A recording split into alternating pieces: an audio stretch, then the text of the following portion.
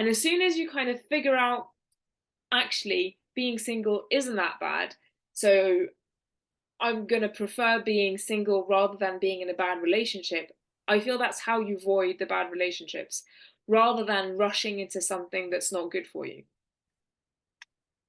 Yeah, and I mean, being single isn't only survivable. If you do it right, then it can be incredible, and you can create a fulfilling life for yourself. And I found that once I had a healthy relationship with myself, I was at a better vantage point to start a healthier relationship with someone else. And also, when I was dating, I wasn't gonna just settle for anyone I can find. I wasn't gonna allow myself to get whisked away by anyone Yeah. because I knew that I was good on my own. I had enough of a life without having to do any of that.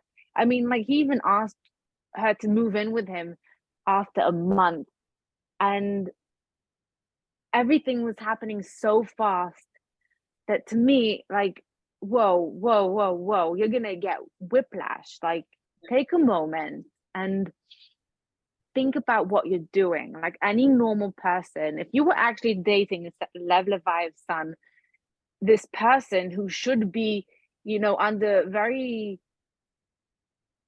careful security, wouldn't just move in with anyone. He wouldn't just, well, in general, any sane person wouldn't just want to move in with you right away. And I feel like the whole thing was just, you need to be careful and Yeah. not jump. And also, when you jump in too fast, too quickly, then you sort of tend to drown also just as quickly. Like, you're way too over invested, and then once you're too over invested too quickly, it's much harder to get out. Yes, exactly. Exactly. And, to put a slight asterisk or caveat or whatever on that is that it can happen. It doesn't mean that it's impossible, but don't Mm-hmm. make that your objective. And that this can be possible, the only way that this can be possible in a healthy way is by having a good sense of self-worth. It's not looking for it. It's not being overly active about it. It's just, I'm feeling like this, and it can just go this way, and you can feel good about it. And you like your boundaries have been met, like you've been heard. But I mean, the enemies thing, you know, Oh, it's so much. It is so much. yeah, I agree. The enemies thing was the one thing that I don't understand. And like, as humans, we have the self-preservation of like the fight and flight mode, where we just run away from danger as soon as we face it.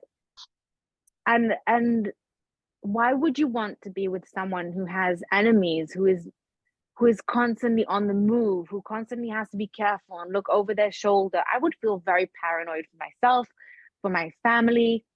And I feel like it's just something that you have to be careful with. You don't want to be in a relationship just for the sake of being in a relationship.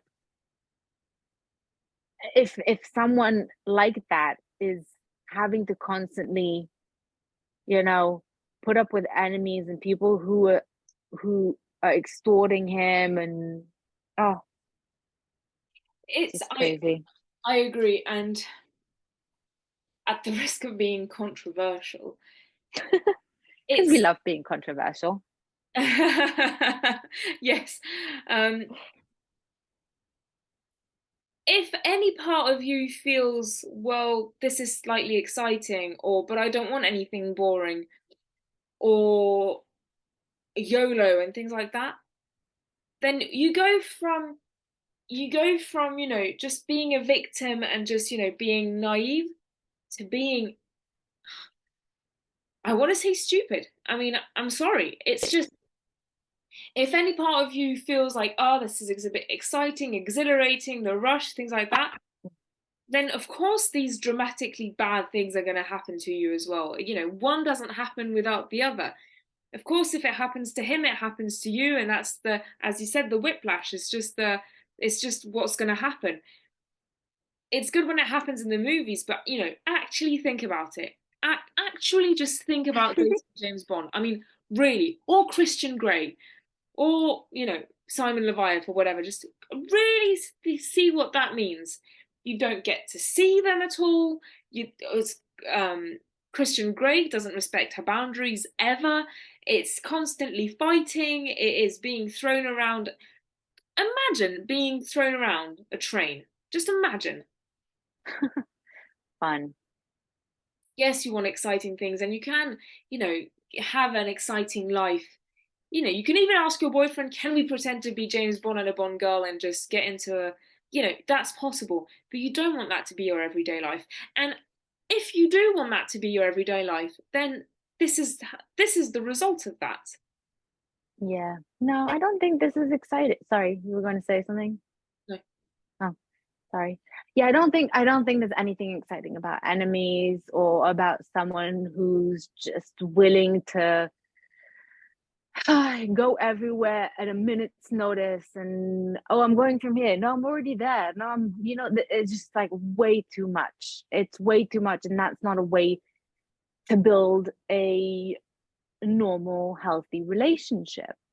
And again, we were talking about it in the beginning, the drama-free life. I think it's part of growing up and it's part of maturing and getting out of that 20s teens mindset of thriving on drama. And I remember in my teens when I was in a relationship, I was like, a part of me wanted the argument, a part of me was like, I want something action, like some action to happen, I want something exciting, I'm getting bored. And I feel like that's something that we have to outgrow, and it's something that I think naturally happens when we're in our 30s, obviously. Um We've but grown and if tired. it doesn't, yeah, exactly, and even if it doesn't, we have to be conscious of that and learn how to pay attention to these things, because at the end of the day, you're just going to be jaded. You're going to start a relationship with a lot of gaslighting and games and manipulations, and it's always going to be arguments and fights, and just like it's going to be exhausting, and especially with someone who hasn't grown up yet and is always seeking out excitement and adventures, and which is a great thing, but not when it's constantly nonstop. When he's constantly seeking stimulations, you know that that kind of person's going to cheat on you. You know that that person's going to never be stable in your relationship. You know that that person not necessarily going to show up when you need them. And I feel like that excitement is not going to get you under the chuppah. And excitement is not going to get you with wedding bells and beautiful white dress, because that's not what real love and healthy relationships are, which is something that I'm discovering now after taking the time to be on my own, after taking the time to have a healthy relationship with myself and not settling for just anyone, and bringing that drama-free mentality with me into my relationship, and learning how to thrive on the, again, air quotes, boring life, because it is so much better. And like you said, role playing is great, or finding ways to add spice and excitement into your life is possible without having to do crazy, stupid things. Yeah. Yeah, I completely agree with that. Obviously, I completely agree. And yeah, there are some people that would find those situations genuinely exciting, even the whole, being ripped off of £100,000 or whatever it was. I mean, I'm just now thinking this guy was probably thinking, okay, how easily is she going to do this? Ah, and then will she do this? And just, you know, placing his bets and, just giving it a chance and a go and just seeing how it goes. It's terrible. It's terrible. And I mean, we could go on for hours and hours. But yeah, basically it's, you want to, what is real life, and where do you see, where do you see yourself in 10 years in your relationship? If you Mm-hmm. see yourself jumping off of a train with James Bond being run out by all his enemies, and, running for your life constantly, then yeah, that's probably a good behavior to have. But if you see yourself settled with kids and things like that, then that, the rest of it is just not going to happen.